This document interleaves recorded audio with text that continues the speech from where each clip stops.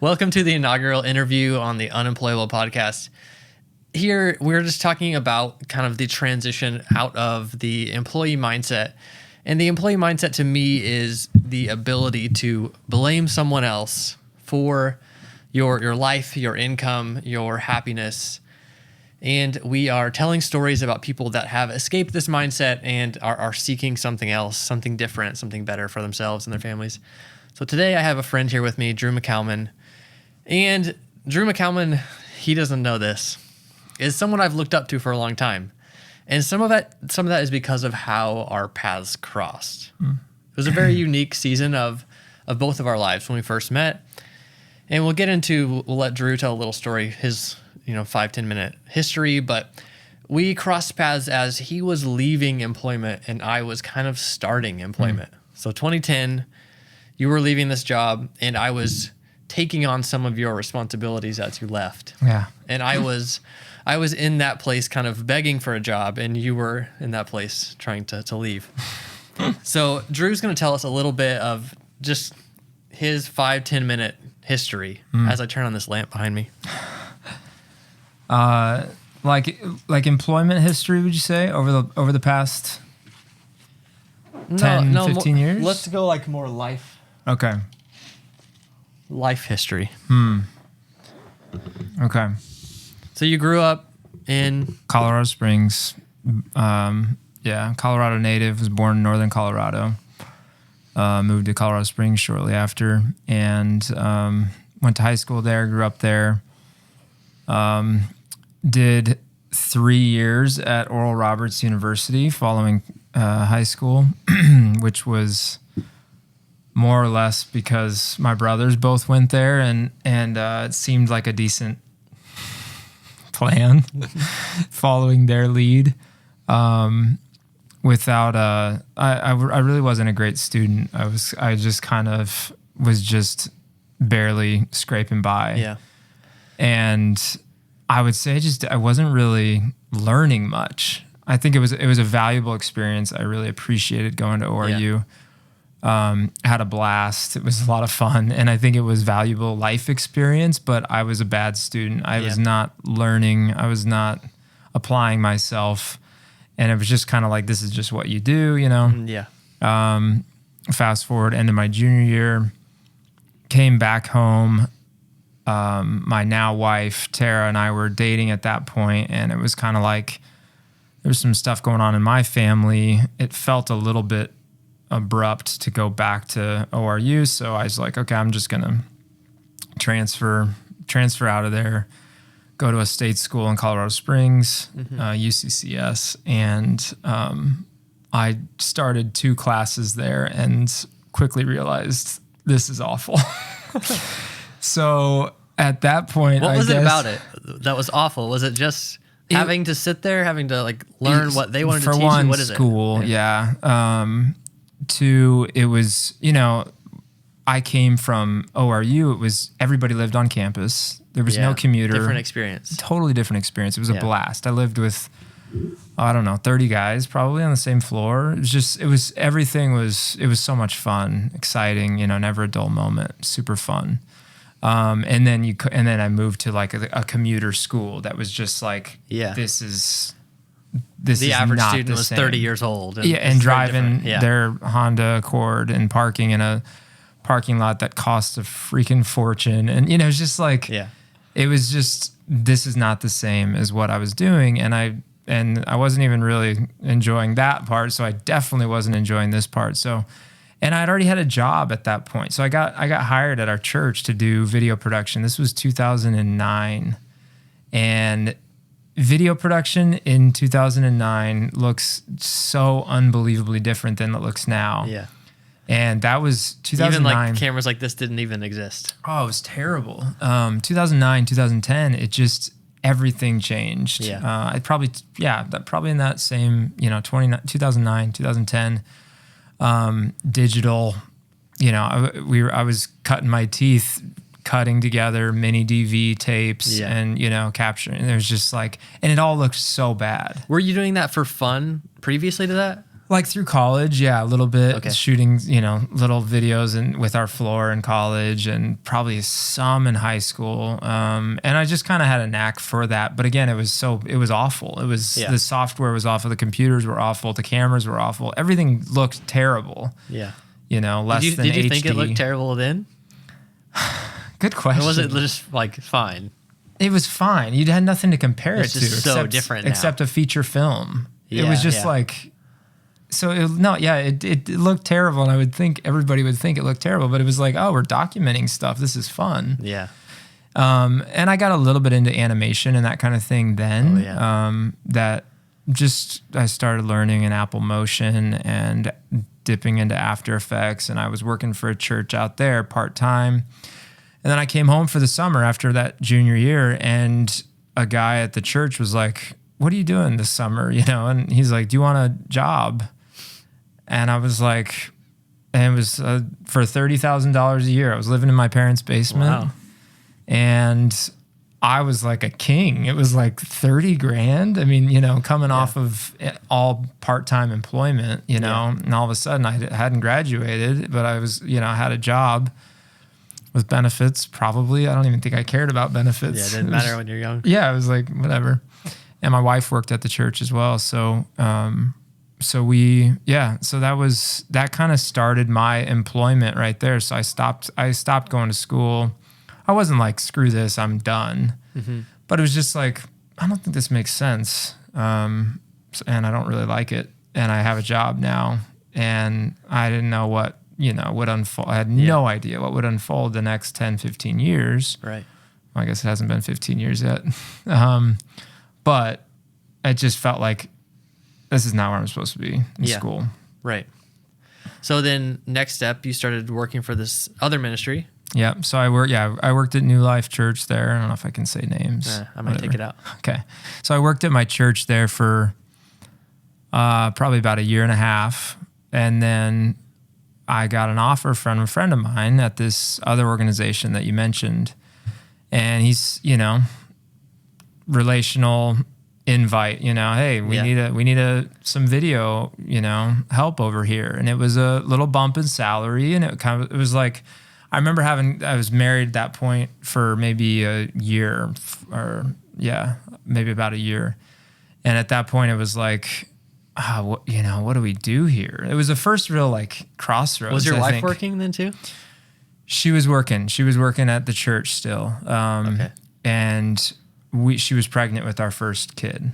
And so we had, it was our first real crossroads of like, oh, this new job opportunity.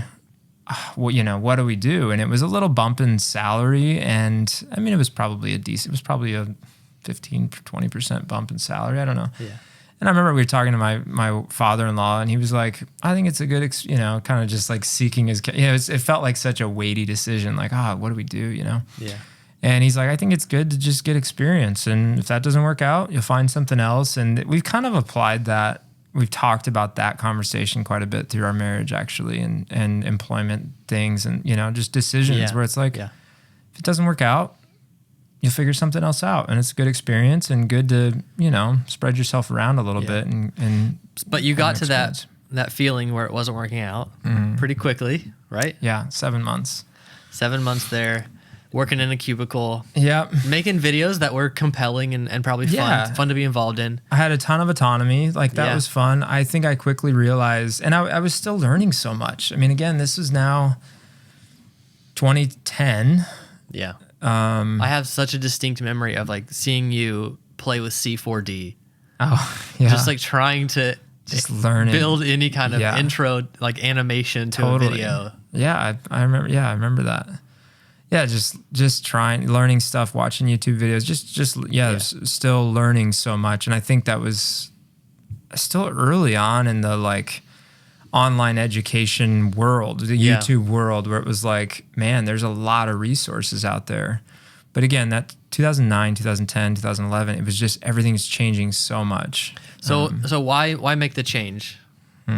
From working at having a salary, you decided to leave. You decided to go do your own thing. Yeah. And a lot of people in that kind of AV world, they leave that and they go work at gigs, right? Yeah. They're working like for a day rate at certain places. Mm. Leaving into that kind of life, like what were you thinking? What was going on in your mind to kind of make that change? It's a bit embarrassing, but it's like I look back and I think that was so stupid. I think I had one project lined up. I quit my job. Yeah. My wife stopped working. We just had our baby. We had our first kid in July, and I quit working in October. My wife, like right after my wife's maternity leave ended, and she finished working. And man, just looking back, think we had owned a house. We had bought a house, and thinking how poorly that could have gone. It could have been a train wreck. I remember going to church on Christmas Eve, and I was waiting on a check from that church, which was my previous employer, on a little contract project. And I was thinking, if I don't get a check tonight, it's in a real predicament come January 1st, just making our mortgage payment and all that. And that was New Year or Christmas Eve, December, or 2010. And I think that's the only month that we've ever been concerned about making a mortgage payment. Looking back, why do you think you didn't fit in at that organization? Why did you've said before you felt like you were going to go crazy? Yeah. And it's nothing against that organization at all. It really, like, I had great relations. I still have so many great relationships from that. It was not about the people or anything like that. It was just like, this is not for me to sit here and feel like I've got to be here at 8 and I've got to take my 30-minute lunch. And if I take an hour lunch, then I need to be reporting back to somebody. Again, I didn't know anything of what was ahead, but it just felt like this is not, I don't know what's ahead, but this is not for me. Yeah. That's the best way I can describe it. Again, like I wish I had a brilliant plan. What did you want to be ahead? Like, what was the dream? Man, I think it's funny reflecting on it now. I think it was innovating. Like, I think it was just like, I don't know what I want to do. I don't even know, what the next few projects look like, but I just want to minimize control. The limitations. Yeah. That makes sense. Pave our own way. I think we're young and it just felt like it started. I think that started. I'll say entrepreneurial, but it just started a innovative wing of our lives where it felt like we can do some fun things. We can create our own path here ahead. And I feel like it was a bit rare back then. Maybe sounds stupid saying back then, 13 years ago, but like I didn't know a lot of other people who were self-employed. Yeah. I didn't know jack about starting a company, LLC, taxes, all this stuff. It just kind of, it wasn't that knowledge wasn't readily available like it is now. I feel like where you're actually scrolling Instagram and people are like, are you an LLC? Set this up. It was like, that didn't exist, So we were in the dark. Yeah. So I don't know. I think I think I just realized wherever we're headed, this is not it. And I just need to make some changes. It's interesting though, like you say you weren't a good student, and then here you were leaving an employer, but it wasn't, from my perception, it wasn't a lack of work ethic. You strike me as someone who has really, really high work ethic, and you've taken that work ethic into all these projects that you've done since then. I mean, even just think of like houses that you've updated and you made money on, got ahead in all these kind of ways, right? Yeah. Where do you think that work ethic comes from? And why do you feel like you struggled to apply it where everyone else was applying it? Interesting. The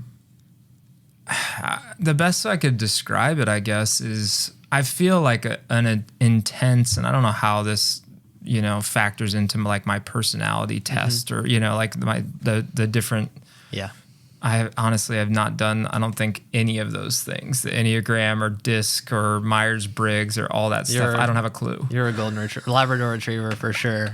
I don't know what. I have no idea. I think that's like the Myers-Briggs, like puts you with an animal sometimes. Perfect. Sounds right. I think I'm a bit obsessive, not in a sense where I feel like, I don't know, I want to come and wipe down this countertop because I'm going to touch it. But like, if there's a problem in front of me, I cannot rest until I've at least figured out what the solution is, even if I'm not implementing, but typically implementing the solution. Yeah. Like, and I think that goes hand in hand with work ethic. And sometimes that can be a detriment, I think. Perfectionism, or, you know, like just where I feel just so obsessive about getting something right. It happened today on this gig that we're on, where it's like, why is this little piece failing? I know we've figured out another solution, but I want to go back to why that was failing and see if we can fix it, just so I can fix it. You just kind of mentioned the potential negative side of that. Do you actually feel like you steer into that negative side, or is that just you saying like, I know it can be negative sometimes? I think it probably may drive the people around me crazy a little bit. My wife, friends, people that I work closely with, to where it's like incessant. They want you to like give up on the thing? Yeah, just like stop. Who cares? You know, and it's like, I want to know, why did this break, or why is this, you know, or how. There's a lot. I ask so many how questions in every day. It's like my Google is just filled with, how does this work? How do you do this? It's funny because I was such a poor student, but I feel like I'm constantly. Such a learner, where I love learning. I love information, but it's kind of like on my terms. And I'm not a good reader either. Like I don't read a lot of books, but I devour information, you know. Yeah. And it's kind of an interesting as you're dynamic. like trying to apply it as well, right? Which probably makes solving it stick something differently. Typically, where it's like, I want to know how to do this. I'm going to go learn, and I'm going to learn it pretty efficiently. Whereas when it's just an open-ended, man, I'm discovering a lot about myself. Or when it's someone else has defined the path. Yeah. You're just like, I can't do that. I don't want to go down that. Yeah. Unemployable. Do you have that reaction, like when someone tells you like what to do? Sometimes. Did you have that reaction as a kid?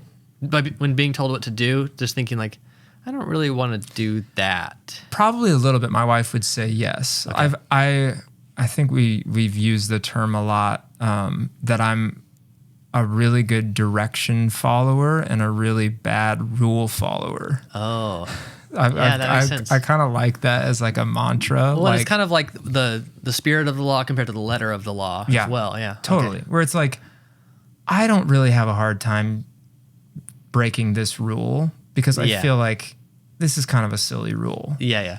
You know, whereas I'll get something that I'm assembling, and I will follow those instructions. Like, you know, some people, I feel like it's flopped, where it's like they will not break the rules, but then they open something to assemble, and it's like, screw the instructions. I'm just going to start putting it together. I don't want the rule or the instructions. Yeah. Like I've gotten a lot of trouble, like actual trouble in school, whatever, just by bending the rules, you know, of like, do we really have to abide by this? Yeah. Do we really have to be here now? You know, can I just bend that a little bit? So in the midst of all of this, I don't want to go to that yet. Okay. So turning this like gig potential, or, you know, a couple contracts you might have as you're leaving work, you're going to do your own thing. What is, you mentioned a scary moment, but what's like a big success from all of that? Like looking back, and it may have felt small then, but looking back, it feels really big, or you see how important it was. Yeah.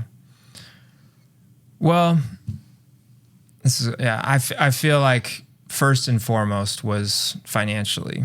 Like, I remember that first year, so, you know, and quit towards the end of the year. Then that next year, I think I remember bringing in double what my salary was at the last job. And it was just like, you get to the end of the year and it's like, holy crap, it didn't all fall apart. Yeah. And that was a pivotal moment, I think, in our lives there, figuring it out early on.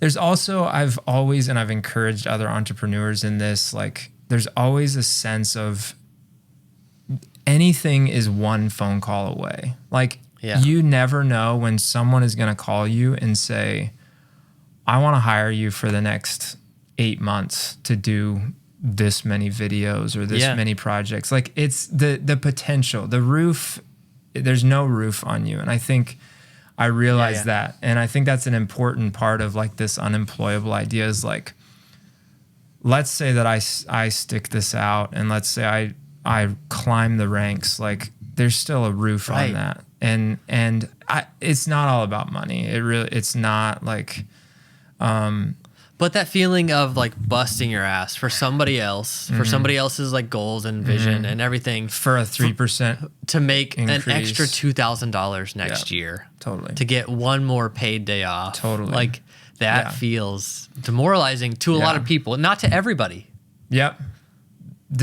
Totally. The security.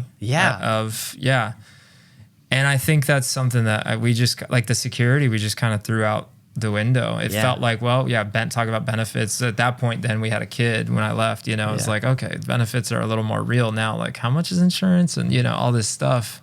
But realizing, man, there's just no cap on what's ahead. That was such a motivation, I think. And I think has kept us going. It's a little more routine now. Not like we're coming to the end of every year like, oh, should I go get a job? Yeah. I did have that feeling during COVID, which is another conversation, but for about 2 weeks when COVID hit. But I'm sure that was a unique lot of people impact on your industry. Yeah.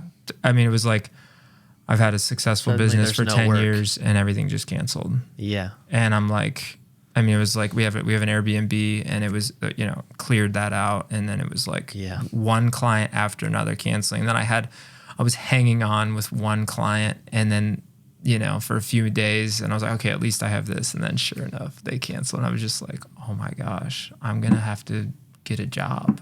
I don't even know what kind of job. Should I try to start another company? It was wild. Anyways. But, I agree with you. A lot of my story into business was like that feeling of, oh, there's like truly unlimited potential here. Like the limit is like what I can accomplish. Yeah. And it's not always like my time equals a certain amount of money. Like you find these ways to gain more leverage in those relationships to where, your time might equal 20 times the money in this situation and 2 times in this situation and all of that. Totally. But it's opportunity, right? Like different opportunities. Yeah. There's times where my hourly rate has, totally plummeted, where it's like, I'm probably working for $5 an hour. Yeah. No, in real estate, it's that way so many times. Yeah, totally. And it's usually like the lowest value properties. They require, the most work. 60 hours of work or something of like showing these people, having all these conversations. Yeah. And then I've had deals where, I make 30,000 on the deal and it was like 4 hours of work. It's amazing. And like the client found the house themselves. Yeah. And I like tell them, I don't know if you need me. And they're like, no, I really need you. I'm like, okay, fine. I'll make this money. You're fortunate in that. I don't have a lot of those home runs in my line of work, but kudos to you. Tell us what your line of work looks like right now, kind of what you've built over the past 10 years, and then kind of where you want it to go in the next 5-10 years. So I will say like it ebbs and flows so much. My primary experience is video production, producing videos, of all different types for organizations, individuals, businesses, nonprofits, whatever.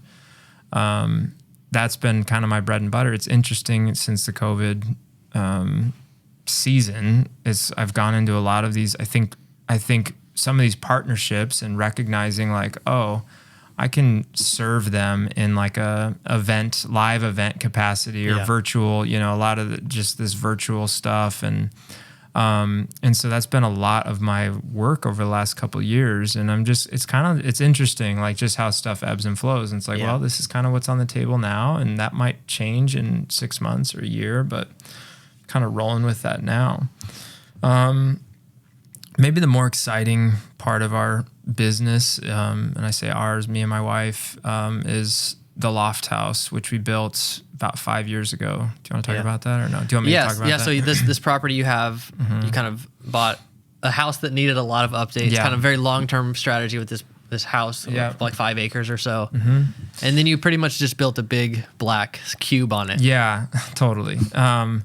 And people will ask, did you have the vision for this when you bought the property? And it was like, no, but yes. It's funny. I thought of it when, thinking about why'd you leave your job? It just felt like it was just kind of a blank canvas. And that's how this property felt. Like, we're just like, man, we could put something here. We could put something here. And that was so enticing. There was a time before we moved out there where I was legitimately like, we were out at Home Depot, like in the parking lot, looking at those huge sheds. They're like sheds that are like probably 1,000 square feet or whatever, And I was like, man, wouldn't it be amazing to put one of these in our yard in our neighborhood? To have a studio. To have a studio, have an office, somewhere we can use.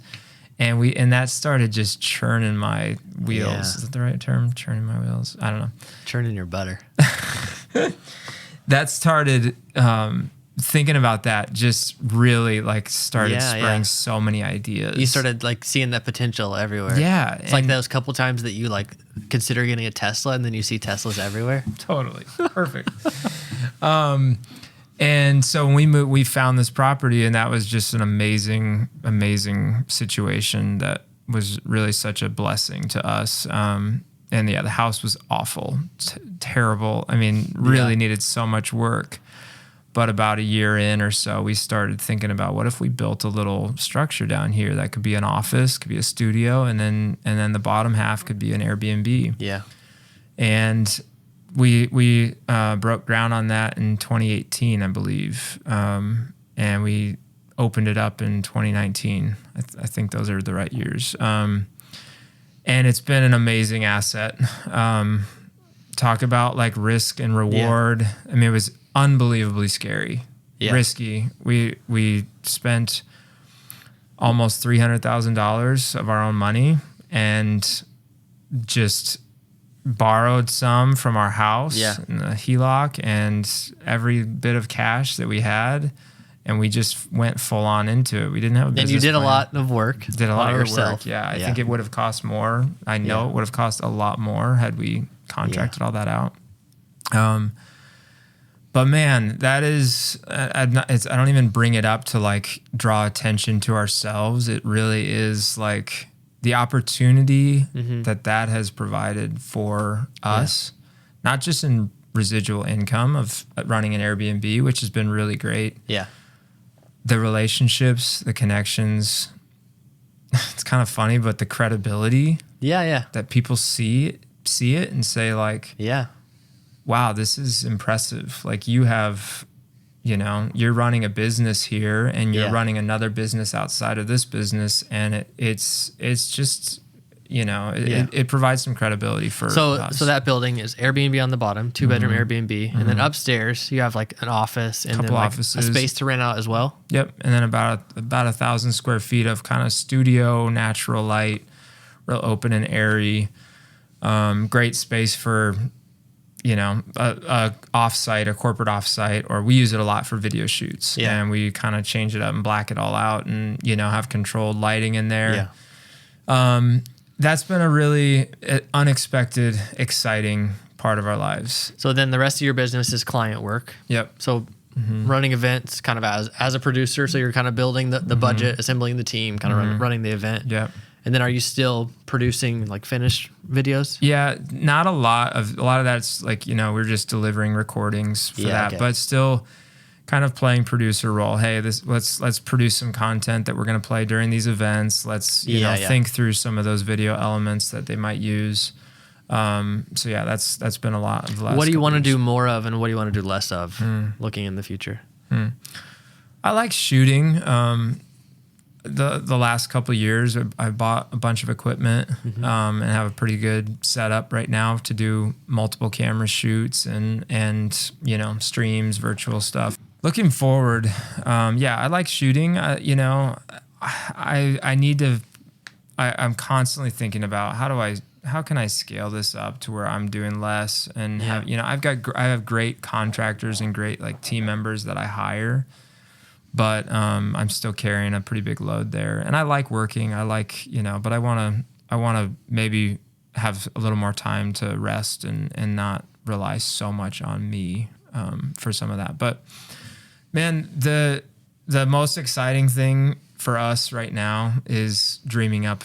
Basically, we call it Loft House 2.0, and thinking about how can we scale that up a little bit. I would love a more robust studio space that we could film in and host people in a really quality way, quality production, quality, you know, tech and AV and all that. Yeah. With potentially some retail type installments nearby that, and we'd like to do it all out in the forest. Don't steal my idea if anybody's. So, the editor, me, will put some pictures up of the Loft House here. Okay, you guys can perfect. see, you know, part of my perception of the Loft House is just like really dialed in and beautiful taste. And you and Tara like have really unique, not so unique. I mean, a lot of people I think see that and like, oh, this is pretty. You guys have really like consistent execution with your taste. And so I think it's really a wonderful idea for you guys. And it seems like in previous conversations, you brought up this kind of uncovered love for hosting. Yeah. Right? Yeah. That's different than making videos. Totally. Right? Yeah. It's something that has been, I think, become really a special thing with me and my wife, to where just we've really realized, and we like hospitality. Talking about opportunity of, you know, risk and just no roof, you know, on you. We had someone come up and they rented the Loft House. No idea who they were. And they rented it March like 15th or 16th or something of 2020. They had a video crew booked and the video crew canceled. This is lockdown week 1 or whatever. And she's like, I've already paid for the space. I've got to come up here and, you know, I have to make the most of it. She came up with like a DSLR and a microphone. She didn't know how, you know, it was like, and I was kind of like, hey, I do this. you could, no pressure at all. Yeah. But this is what I do for a living. And I said, you know, I could shoot this course for you, you know. And my wife came down. We set up a great little shoot with her, teleprompted the whole thing, really dialed it in, you know, for a pretty cheap rate. It was just kind of like, I'm not doing anything because nobody is, you know, lockdown. And she left that day. It was a total nightmare, and it turned into an just unbelievable experience where she was almost in tears, like, these people just took care of me. And that looked like setting up a camera and a teleprompter and a light and a microphone, but also hosting her and making her feel welcome. And I bring that story up because a year and a half later, her business just explodes. And it's one of the coolest stories of my life because she and my business, my, you know, work life, she called me a year and a half later or whatever and was like, hey, I want you on a retainer. I didn't talk to her for a year and a half. Yeah. Never heard from her again. But she recognized the hospitality. Like we took care of her, and she was just like, I want him on my team. And now a couple years later, like I'm, you know, doing a ton of work with her, and she's one of the best clients that I have, and, you know, in a few different ways. She's been a great client. A great client isn't always the one that pays the most money or has the most work. They're usually the one that's the easiest to work with. Totally. Yeah. And she sees me, I think, as a bit of a partner, and that's been a really cool thing to lean into. Okay, I want to dig into that a little bit because I think something you brought up starts to define some of your view of success. So you and Tara have felt this new kind of connection to this hospitality side of your businesses. And what does that look like to you to be successful? So I wrote a definition of success whenever I started a business, and my definition is that at the end of each day, I would feel safe, calm, and content. That I would have enough money that I'm not worried about money. That's it. And what that definition allows is that I feel really successful right now. Yeah. Totally. Yeah, I have revenue goals. I have all these kind of things, right? Yeah. But what do you think would be maybe some of the elements of your definition of success? Man, that's an interesting question, and it feels like it's typically so defined by culture. Yeah. It is. Yeah. Like there's metrics and that it's people perception. have. Yeah. It's like, I would think, it's just, you look at somebody and if, I don't know, who knows? What is it? If they drive this kind of car or if they, then they must be successful. Which isn't, wrong. Yeah. We all like the toys. Sure. And it's, Yeah. And it's funny though, because I don't know. I have to think like, how do I define success for myself? There's so many areas of life that it feels like. You have 4 kids. I have 4 kids. How would you define success for them? For them? Yeah. Oh man, like coming of age, like yeah. If they're like 25, are they like or they're fast forward? Or they're now? 17 and they're like, yeah, I think I have to go to college, which I don't think college is going to exist that long. Yeah, and at least in totally. this format, especially like the living on campus kind of format. Yeah, I think that's totally. gone. They're thinking, should I go to college? Should I get a job? Should I start a business? I want to be successful and I want to make this much money, Dad. What should I do? Yeah.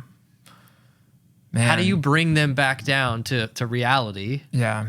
How do you like push them into the direction that you think totally they will find, quote, success? Yeah, man, what a journey. Like I feel like I'm smack dab in the middle of it. Just like, what do I want success to look like? What do I want my life to look like? Is it more work or is it more money or is it less work? Yeah. Or less money? Like it's really fascinating because, and then you think about your kids and it's like, we talk a lot about the there's this principle of the happiness quotient. And we were talking about it a week ago, explaining it to our kids and the concept of like, there's a threshold to where your needs are met. Yeah. And if you are below that threshold, like life can be like, there's hardship.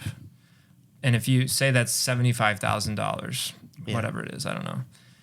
If you make $80,000, like your life it may be happier. You may be happier because of it. Yeah. But then that whole threshold up to infinity does not make you any happier. And I think that's a fascinating principle. Like whether you make 80,000 or 800,000, you're not going to be any happier because of that money. And that you might have all kinds of toys or whatever, luxuries, houses, whatever that looks like. But unless you can find happiness right at that threshold, like you're not going to find it in that. And man, I feel like so many people go wrong with that. Yeah. And I feel a temptation. Like I feel like the pull towards just like, it's just more like why wouldn't you make more money? And there's like ambition and there's, people, it just feels like success is the benchmark. So you've got to just keep going and just keep building. And man, I'm trying to define that and redefine that for myself all the time. Yeah. Instead of just like success is double what I made last year. Yeah. Right? Right. It's so easy to get into that kind of like race. Yeah. I liked your definition there of like, at the end of the day, like, I don't want to be worried about money. Yeah. I like that principle. I might adopt that. One thing I've always truly admired about you is I'm usually working with you in stressful environments, and you are always very calm. Oh man. And calm is a big factor in my definition of success because I rarely feel calm. just in my mind, in my heart, I rarely feel calm and just like settled. In the midst of stress, I always see you be very calm and kind, generous. What do you attribute that to? Man, it's funny. Yeah. I asked one of your friends what he attributes that to about you. He's like, Yeah. that's just Drew. Just steady. Yeah. Interesting. What's funny is my mind can be racing. I think I don't know if it's my parents, my mom, like I feel like we've just grown up. I've got 2 older brothers. We've all just grown up super polite. Like we're typically just pretty kind to people. Yeah. And I hope people would say that about me. And I think it's become like, so I think even in stress, even in chaos, like I still feel like I'm not going to be a jerk to you, even though this is like chaotic. This is, stressful. So I think I don't know. I feel like there's that core value in me. And I think it's become a bit routine to just be like, I'm going to be kind, even if I feel like this is it's going off the rails. It's funny that you've seen me in a lot of these environments because it is like high stress events or, I've hired Sam a bunch of times to do work on an event, on a gig, and those tend to be stressful. And they tend to be where some of these where it's like, it's on you. It's on me. Yeah. And it's like, how did I get in this situation? But, I'm glad that's encouraging to hear that at least it comes across. But I was awake last night or this morning at 3:15, just running through the mistakes of yesterday from a production standpoint, a bit depressed from the mistakes of yesterday and thinking towards the future. So even, in my head, it's still a bit chaotic and it's still running rampant there, but I guess try to play it cool on the outside. And I don't know, it'd be interesting to ask my wife that question because it feels like... do you feel like you're just faking the cool on the outside? No, I don't think so. I don't think you are either. I think maybe a little bit naive because there's times where like we'll have like a crisis in our family, like a kid will bust his lip open or his knee really open. bust his lip open. Really bad. And I kind of feel just like, okay, like we're not going to panic. We're just going to, I feel really practical in those scenarios. Yeah. And I think maybe that's how I approach like stress in work too, or, chaos in some of these live settings where it's just like, let's solve the problem and let's like put one foot in front of the other. And if it then comes completely off the rails, well, then we'll cross that bridge when we get there. But until then, like, let's put a rag on his lip and let's go to the hospital, like... You were out of town when that happened, right? I was, yeah. I can't take any credit. My wife crushed that. That's incredible. So going back to your definition of success. Yeah. I want you to define it. Let's do it. I think I'm going to copy your... Okay. I'm going to take that from you. To not worry about money. But man, if I try to define it like without spending a ton of time and putting pen to paper, which I never do, I never write anything down. I have a bunch of notes in my phone, but I never put pen to paper, so I shouldn't even use that phrase. But my mind just immediately goes to my family. Yeah. And I kind of, again, I feel like I'm in the middle of, I've got 4 kids that are 12, 10, 9, and 7. And I'm trying to figure it out. How do I balance this? Yeah. How do I balance a growing business? Yeah. Ambition.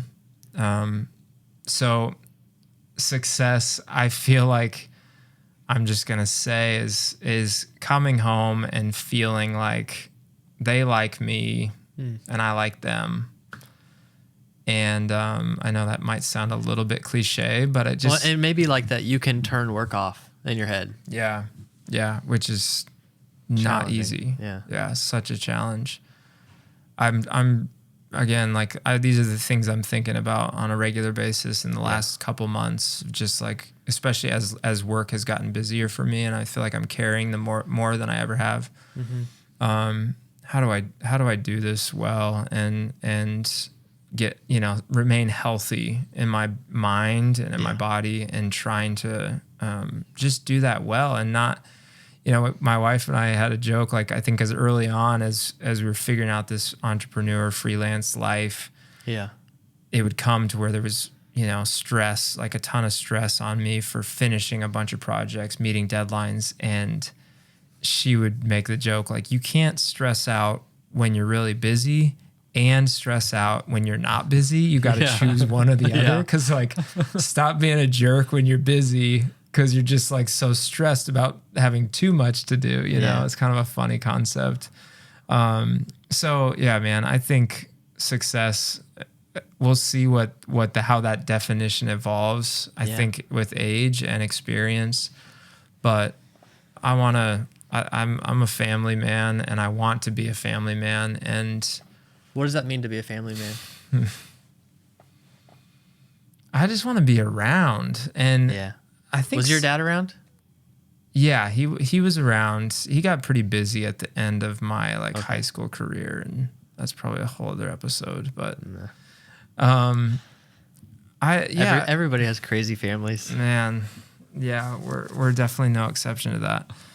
I think, I want to be present, and I think that's, again, I feel like I'm in the middle of that journey of like, I need to do that better. I want to do that better. I want to be able to shut my work off. It's interesting. I actually helped out with a podcast this last week.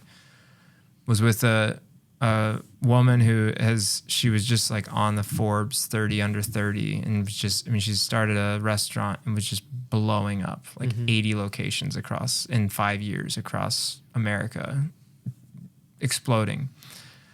She's like 28 or something like that. And the interviewer asked her, like, what's personal life look like for you?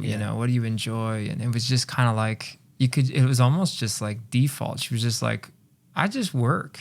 Like, that's just my life, is I don't really have much separation. And it was really interesting because it's like, man, I feel like that's such a bad life. Like, but then I was kind of thinking, am I the same? Like, I'm home a lot. I am like, I shut work off for sure, but I don't really shut it off in my head. And I feel like there's times where I'm sitting at a dinner table and I'm just like, all I'm thinking of is work. But you don't do a lot of other things, right? Yeah. It's not like you're fitting in 3-4 hours of TV every day, no, or those kind of things. Reading books, fall asleep after a few minutes of attempting to read a book. So some of it, I think, is like what you're able to cut out, right? Totally. Because like, we don't really watch TV at my house. Yeah. Like, so work ends up being my hobby sometimes too. Yeah. But I think whatever season it is, and whatever season is next for you, I think like just identifying whatever you're optimizing for. If you're optimizing for quality time with your kids, then you're going to do things differently, right? Yeah. So my son turned 1 recently. It's our second kid. And for his first year, because my wife had horrible postpartum depression and anxiety with our first. So the second comes around, I'm like, I was traveling when my first was 1. So I'm like, I'm going to be home a lot. So I'm like, I'm home every day by 3, and I don't work again until the next morning. That's cool. And so that first year, that's what I did. And what's funny is that was my second year running my own business. My first year, I made $72,000. My second year, I made $142,000. And I stopped working at 3 every day. Yeah. Like there's ways to grow something and work less. Totally. If you are efficient in what you're doing, you work to outsource things and optimize your time and totally. Again, some of that's, I think, like talking about the perfectionism and obsessing. Like there's times where I think a bit of a flaw that I have is like, I need to solve this problem, but I don't actually need to solve it for 2 months. Yeah, but you just let it live in your head solve until it then. 3 days before it. Yeah, but I will be fine. Yeah, it takes 7 weeks of my mental capacity when it doesn't even need to. It's interesting. Yeah, and I think it's I think it's what makes me good at what I do. Yeah. but it's I think so, too. it's also a juggle of personally, you know, like how do I manage this? Well, and how do you become more selfish for your for my own mind? time? Yeah. Yeah, totally. And yeah, just do something because like this is just fun. I'm just gonna do it for fun. Yeah. I know. You caught me at an interesting time of life. I feel love like it. I'm just like evaluating all this stuff. Like, man, how do I do this well? Some of that is the ages of our kids. It's like we've got our oldest is just about to become a teenager. I'm gonna send this video to you in like 5 years. I'm like, tell your kids to watch this now. Oh man, that's scary. But hopefully, So 5 years from now, 5 what years. do you want your kids to know about this season of life? I hope that we'll have spent just a lot of time together and they just feel like, man, we have so many great memories. We have, you know, just quality time together. Yeah. And that's probably what I would hope the most. Parenting is hard. It's like, am I missing something? Am I not giving them what they need? Yeah. Am I screwing something up? It's, you know, it's such a scary role, really, and scary, like, And responsibility. no tests before you get started, no qualifications. Yeah, or evaluation, and maybe that's just got to be like self-evaluation. Like, how am I doing? Yeah, there's not much feedback. Yeah, and kids are so gracious that like you can be sucking at it and they still are just like, I love you so much. My kids are so sweet, but sometimes I feel like, man, I'm kind of sucking at this right now. Yeah. But they're so gracious to just, you know, be patient with me, I'd say. So, do you think your kids 5 will years have from now. typical jobs? Do you think they'll be as unemployable as you? I think our kids, you know, it's going back to the loft house, my wife always says, if you were to ask our kids, like, who built the loft house, they would say we did, and they would include themselves in it. Yeah. They were running up. Can you go? Okay, there's a drill bit on my workbench it's about like this, you know. And they were little at that point, running up, and they come down and they'd bring it and I'd be like, oh no, it's just, and it's like 100 yards. Yeah. Like they're getting a workout just running back and forth, but it's still, you know, we have times where we're hosting people in Airbnb and they run something down there and have an interaction with a guest, total stranger. Yeah. It's cool. It's integrated them into our work in a really beautiful way, I think. So, man, I would hope, and this has been more in our conversation recently, like I would hope that we have businesses to employ them. And not just like, hey, we'll pay you $20 an hour but to do actual this. opportunities for them. Yeah. Run with this. Take this and run with it. Hey, Yeah. we've got this. We've Spin it off into something else. dream it up, because I hope that the good things that we in us will be passed on to them, and I would love to see them lean into that. You know, I've got 3 boys and then a girl, and I think they all have a knack for hospitality. And again, not that we're like experts at this, you know, we're just fumbling through it. Yeah, we're just learning it. It's like, oh, we like people and we like having them around. We're in the town of the fakest hospitality. We're in Orlando right now. It's like every hotel staff you walk by. Good morning, sir. Good morning, sir. Oh my gosh, I hate Orlando. I'm like, you don't have to tell me that. This is the 3rd time I've been to Orlando in 7 weeks. Oh my gosh. And I hate it. So I don't know for them. Who knows? I feel like there's so much, like you talked about, like college. What's it going to look like in 6 years, in 10 years? I don't even know. Yeah, here you were talking about in 2009 how much education was available on YouTube. Like, look at now. Oh man, and I don't know how much. My parents thankfully paid for my 3 years of college. I thought at that point, I think I was maybe about $75,000. I thought, oh my gosh, can you imagine if I had that? And I value the experience, but I retain nothing from that. I like can spell, I can do some math, like I can get by in this society, writing, you know, whatever, reading. But like the 75 grand, imagine if I had put that into a business, or if I had put that into something that I was really passionate about, a skill where it was like, I'm going to learn this craft. Yeah. Maybe that was animation. Even if that meant paying an expert to teach you. Yeah, totally. For 15 grand. Instead of sitting in humanities. Yeah. Was, for however many hours in a semester, and it was just like, what are we doing here? Yeah. How, it's an interesting model, and who knows where that will go. But back to the kids, I hope that there's opportunity that we can create, maybe that's around us, that could be a great employment opportunity for them, and scale them into their own opportunity and entrepreneurial life. Who knows? I think a big thing about being an entrepreneur is actually just like betting on yourself, and that's something I see you and Tara do. It's something that I've dramatically done in my life, and that like my family's done with me. And I think that's what your kids will take from it. Like, I can have an idea, I can run with this, I can bet on myself. And so just as we wrap up, I just want to encourage you to keep betting on yourself. I like that, man. I love that. You've been doing it for a while. Yeah. And as things change and pivot, it looks different. It feels different. Yeah.